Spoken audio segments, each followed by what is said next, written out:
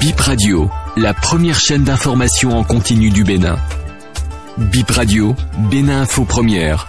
Nous émettons de Cotonou. Bonjour et bienvenue.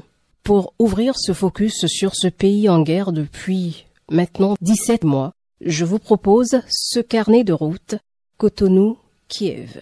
Bénin-Ukraine, c'est une distance de plus de 5000 km. Pas de vol direct entre les deux pays, un voyage à plusieurs escales. D'abord Cotonou-Paris, 6 heures de vol. Puis Paris-Varsovie, environ 2 heures en avion qui nous mènent en Pologne, à l'aéroport Frédéric Chopin. Mais au préalable, il faut un visa Schengen obtenu à Cotonou pour pouvoir circuler dans la capitale polonaise, le temps d'enclencher une demande de visa auprès du consulat ukrainien à Varsovie. Nous y avons rencontré plusieurs Ukrainiens souhaitant retourner au pays. Dans ce consulat, il y avait aussi d'autres journalistes habitués à couvrir cette zone de guerre, un photojournaliste mexicain, une journaliste et un caméraman kurde. Parmi les demandeurs de visa, un ancien étudiant nigérian en Ukraine qui tente de repartir à Kiev chercher le reste de ses affaires abandonnées là-bas. Une fois le visa en poche, destination l'Ukraine. Tous les aéroports du pays sont fermés. Les seuls moyens encore disponibles, train, bus ou voiture personnelle. Ce sera le train pour nous. Plus de 3 heures de route pour allier la gare. C'est un train de nuit. Nous embarquons à 23 heures de la ville frontalière de Helm. 2 checkpoints sur le chemin. Le premier contrôle dure 2 heures environ. Des forces de l'ordre polonaises passent le passeport de chaque passager au scanner. Le deuxième contrôle avec les forces de l'ordre ukrainiennes est moins lent. Mais pour les passagers n'ayant pas d'ambassade ou de consulat en Ukraine, il a fallu descendre du train à 4 heures du matin pour faire enregistrer ses empreintes. Le voyage en train va durer 13 heures. Pendant le trajet, nous verrons défiler le paysage de hauts arbres, dont des pins, en bordure des rails, et aussi de quelques maisons un peu plus loin. Notre voyage se termine à la gare centrale de Kiev, où on se trouve dans un immense hall au style soviétique, qui vous permet d'accéder au centre-ville. La première étape de ce voyage fut donc Kiev, la capitale ukrainienne, une ville où tout paraît normal, loin du champ de ruines auquel pourrait faire penser l'Ukraine. Voici la carte postale sonore de Kiev. Kiev s'étend sur une superficie de 827 km. À l'entrée de la ville, depuis la gare centrale du train, 2 gratte-ciel défigurés attirent l'attention. Il s'agit de séquelles d'un missile, renseigne notre guide. L'image contraste avec le reste de la ville dans cette situation de guerre. On croirait voir une ville fantôme. Les rues sont pourtant bondées de personnes marchant en terrasse ou sur des places publiques, prenant même des photos. Le trafic est dense en circulation avec des bouchons aux heures de pointe. Il y a quand même de temps à autre des alertes aux missiles qui emmènent la population à s'abriter dans des sous-sols, comme ce fut le cas les 12 et 15 juillet dernier. Après, la vie reprend son cours normal. À Kiev, on circule en métro, en bus, en taxi, en vélo, en trottinette et surtout à pied. Côté architecture, vous y verrez des bâtiments datant du XIe siècle, des églises orthodoxes au style baroque, des édifices au style soviétique et aussi des buildings modernes. Kristina Bordiach, guide touristique ukrainienne, évoque quelques incontournables de la capitale ukrainienne. La place Sainte-Sophie, les cathédrales, la lourde grotte de Kiev. La place Sainte-Sophie fait partie du patrimoine mondial de UNESCO. Ça a été construit en XIe siècle et tous les murs ont des inscriptions dans plusieurs langues anciennes. Quand il n'y a pas de guerre, Kiev c'est devenu la capitale du tourisme gastronomique. Nous avons beaucoup de restaurants et de cafés, de très très bons marchés, mais avec de la qualité pour visiter des cafés, des restaurants et les boîtes de nuit. Kiev c'est une destination idéale. Kiev, c'est environ 2 millions d'habitants maintenant, plus de 3 millions avant la guerre. La ville est bâtie autour de 2 collines, d'où ses nombreuses rues en pente. La monnaie ici, c'est la hryvnia, environ 15 à 16 francs CFA, mais on la voit très peu parce que presque toutes les factures ici sont réglées par des moyens électroniques. Le digital y est développé comme dans tout le pays. Les habitants n'ont plus besoin de circuler avec le permis de conduire physique par exemple. La version électronique dans leur téléphone suffit lors des contrôles. On marque un arrêt sur le système d'alerte de raid aérien en Ukraine. Quand on l'entend pour la première fois, ça peut ébranler. Il s'agit d'une alarme qui sonne pour prévenir la population d'une attaque aérienne imminente. En ce moment, il faut se réfugier dans un sous-sol ou dans un endroit plus sûr pour se mettre à l'abri. Ça peut retentir à tout moment et à plusieurs reprises. Mtsilav Banik, directeur du développement du e-service, évoque brièvement le fonctionnement du système. Cela fait partie de la modernisation. La dernière guerre ici remontait à environ 7 ans. Le système d'alarme était obsolète. Il était simplement centralisé. On appelait une ou un spécialiste et celui-ci ou celle-ci déclenchait l'alarme. Il n'y avait donc aucun moyen en ce moment-là, ou tout au début, dès les premiers jours, de passer au numérique. Le deuxième problème est tel qu'il n'y avait pas de protocole pour éteindre l'alarme. Cela veut dire donc que lorsque le système détecte des avions ou missiles dans les airs, l'alarme se déclenche, mais il n'y a aucun protocole qui permette aux gens de savoir quand cette alarme s'arrête. La cellule ukrainienne, chargée des situations de crise face à ce défi, a immédiatement mis au point des protocoles et des intégrations possibles de solutions privées. Ainsi, l'une des sociétés commerciales privées, je pense, a réussi à mettre en place cette synergie. Ainsi, les gens peuvent choisir la région où ils sont localisés ou tout simplement continuer à y vivre parce qu'ils sont habitués à ces situations. Et je n'utilise pas toutes les informations parce qu'en ce moment-là, je pouvais consulter les sources de ma ville, des villes où se trouvaient mon père et ma mère. Et je voulais juste être informé de ce qui se passait en cas de situation inhabituelle. Si à Kiev les impacts de la guerre ne sont pas vraiment perceptibles, les bombardements continuent, les ravages du conflit sont nombreux dans plusieurs parties du pays, les alertes aux missiles sont récurrentes en Ukraine, on les entend aussi à Kiev. Les séquelles de cette guerre sont immenses dans certaines localités.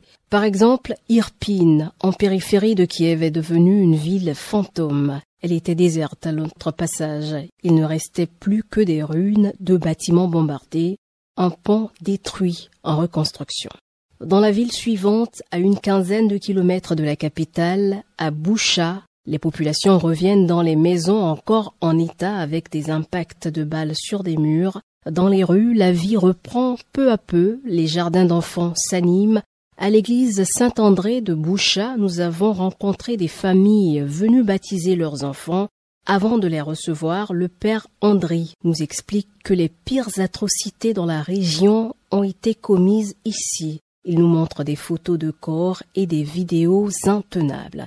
Dans la cour de cette église, 2 couronnes de fleurs posées derrière des cierges. Il s'agit d'une fosse commune, poursuit le prêtre. 119 personnes inhumées sous ces couronnes, c'est devenu un lieu de recueillement, confie le père André. Kiev et sa périphérie se situent au nord du pays. Les dégâts se constatent aussi dans d'autres parties de l'Ukraine. Au sud, par exemple, dans la région de Kherson, des villages détruits à 80%, détaille l'élu local Larissa. Des écoles, des jardins d'enfants et d'autres infrastructures socio-communautaires réduits en morceaux de briques, parfois dans des trous béants. Et au niveau des coopératives de ces villages, des entrepôts de stockage de céréales, il ne reste que des pièces détachées, des machines, visiblement soufflées par des explosifs. Actuellement là-bas, le blé et les autres céréales récoltées par les agriculteurs sont rangés en tas à même le sol, sur le bitume. Certains champs ont été déminés, mais d'autres sont toujours risqués. Dans la suite de ce magazine, quel bilan à ce stade de la guerre? Nous n'avons obtenu que des estimations. Selon des documents de la justice ukrainienne, il y a eu 10 665 civils tués et plus de 15 000 blessés. La députée de l'opposition au Parlement ukrainien, Aluna Shkroum, apporte quelques détails. On a eu aussi beaucoup de personnes civiles qui ont été tuées, plus de 10 000, et beaucoup de femmes qui ont été violées pendant l'occupation. Ça, les chiffres, nous ne savons pas maintenant parce que c'est super difficile pour les femmes de parler de ça, mais chaque jour, il y a les femmes qui parlent et commencent à parler. Quand je donne le chiffre des enfants qui ont été tués et les enfants qui ont été déportés aux orphelinats, etc., et maintenant les parents ne peuvent pas les trouver. Je sais que même Pour les pays qui ont vu beaucoup de guerres, au continent de l'Afrique, ça c'est choquant. Et sur le plan économique, est-ce que vous avez des statistiques? Je peux vous dire un chiffre qui est très mal pour moi. Plus de 55% de notre économie ont été détruits. Parce qu'on a eu beaucoup de l'usine au sud, beaucoup de l'usine à l'est. Et ça sont les territoires les plus détruits et les plus occupés. Et la guerre continue. Et la chose la plus horrible, Poutine a détruit beaucoup de champs de blé où il mine les champs de blé. C'est-à-dire que c'est très difficile de exporter le blé et exporter les nourritures en Afrique ou aux autres pays. Il mine ce territoire avec les raquettes, il mine ce territoire avec les missiles. Et le pourcentage de territoire miné, c'est souvent le champ de blé. Et cette guerre se poursuit. Au lendemain de notre passage dans la belle ville portuaire de Odessa, son port ultra sécurisé a été bombardé. Pareil dans la ville de Mykolaïv, où les frappes ont fait des morts et des blessés selon des sources ukrainiennes. Même à Kiev, où tout paraît normal, on n'est pas à l'abri à 100%. La journaliste ukrainienne Tetiana Ogarkova partage avec nous comment on vit dans un pays en guerre. Le danger est permanent, témoigne-t-elle. Il faut vivre chaque jour, jour après jour. C'est-à-dire qu'on n'est jamais sûr à 100%. On peut pas être sûr que demain, il n'y a pas un missile ou un petit débris d'un obus qui va tomber sur votre maison. Malheureusement, ça peut arriver à Kiev. Ça arrive à Kiev. Ça arrive à Lviv aussi. À Lviv, une ville à l'extrémité ouest du pays, donc c'est-à-dire très loin de la Russie. Tout récemment, il y avait une dizaine de personnes civiles qui ont perdu leur vie lors de cette frappe. Donc on vit aujourd'hui à plein, c'est-à-dire on essaie de faire le maximum aujourd'hui tout en sachant que demain peut-être va pas arriver. Mais à la fois, comme vous pouvez constater à Kiev aujourd'hui, c'est calme, il y a les grandes surfaces, il y a les terrasses, il y a les cafés, il y a les gens bien habillés. Donc il y a ces surfaces de la normalité à laquelle on s'accroche vraiment. Il y a aussi les écoles qui fonctionnent, il y a les hôpitaux qui fonctionnent. Voilà, on essaie de vivre sans se poser trop de questions si on se réveille demain matin et faire le maximum possible. Ce conflit a chamboulé la vie des populations déplacées et celles qui ont décidé de rester sur place, des vies brisées comme Irina, une veuve dont le mari fut tué de manière atroce dans leur appartement alors qu'elle l'attendait au portail pour fuir la guerre. Plus d'1 an après cette tragédie, pour elle, impossible d'imaginer un avenir. Ses propos traduits. Je n'ai pas d'avenir, je n'ai rien. La seule chose qui me retient encore en vie, c'est mon chat. Je m'accroche à cette petite créature, elle a besoin de moi. Je ne sais pas quoi faire de ma vie. J'aurais voulu retourner dans le passé, repartir sur les lieux où mon mari fut tué et laisser les soldats russes me tuer aussi. Je n'aurais pas dû partir quand ils ont donné l'ultimatum. Je n'ai pas de futur, ni de raison de vivre. À Mykolaïv, au sud du pays, nous avons écouté l'histoire d'un richissime opérateur économique qui a décidé aussi de rester au pays, mais il sera finalement tué avec sa femme dans le bombardement de sa maison, raconte son fils, Andriy Vadatuski, aujourd'hui à la tête du port privé de son père, le Nubilon. Avant ce conflit, 30% de la production nationale de céréales était exportée depuis ce port. Aujourd'hui, 12 navires de produits alimentaires y sont bloqués. Les activités sont quasiment à l'arrêt, des tonnes de céréales dans les entrepôts. Et sur la question des céréales, un accord avait été trouvé pour continuer l'exportation de ces produits via un corridor. Il s'agit de l'accord céréalier sur la mer Noire. Un accord entre les Nations Unies, la Turquie et la Russie, signé en juillet 2022 et prolongé pour un moment. L'initiative permettait à l'Ukraine d'exporter une partie de ses céréales sans être attaquée. Mais l'accord est suspendu depuis le 17 juillet dernier par la Russie. Des réflexions sont en cours pour d'autres itinéraires, mais la logistique sera plus compliquée et plus chère. Le ministre ukrainien des infrastructures fait le point des exportations de céréales en Afrique. Oleksandr Kubrakov.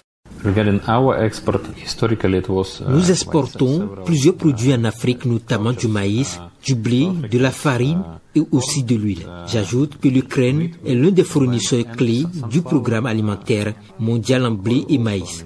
Nous fournissons d'autres pays comme l'Afghanistan, surtout l'Afrique, pour ce programme. De manière générale, l'Ukraine exporte ses céréales vers Kenya, Somalie, Éthiopie, Soudan, Djibouti, Algérie, Égypte, Tunisie, Maroc. Pour le moment, ce sont les pays vers lesquels nous exportons principalement nos marchandises. Le président ukrainien s'est prononcé sur cette guerre lors de notre visite. C'était à travers une interview exclusive. Dans cet entretien de 60 minutes, Volodymyr Zelensky a indiqué sa volonté de poursuivre le combat malgré les dégâts. Il est question de préserver l'indépendance et la souveraineté de l'Ukraine, a martelé le chef de l'État ukrainien.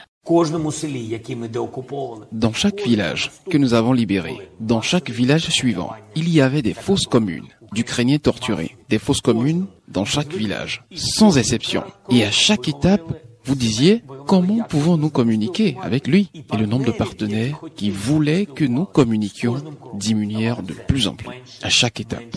Parce que de moins en moins, des gens croyaient qu'il était le président. En ce qui concerne l'initiative de paix, l'initiative sur les céréales, où sont les troupes dans ce couloir? Où sont les tirs? Les céréales arrivaient-elles en Ukraine? Non, elles ne le sont pas. Est-ce que cela affecte le fait que les Ukrainiens seront nourris?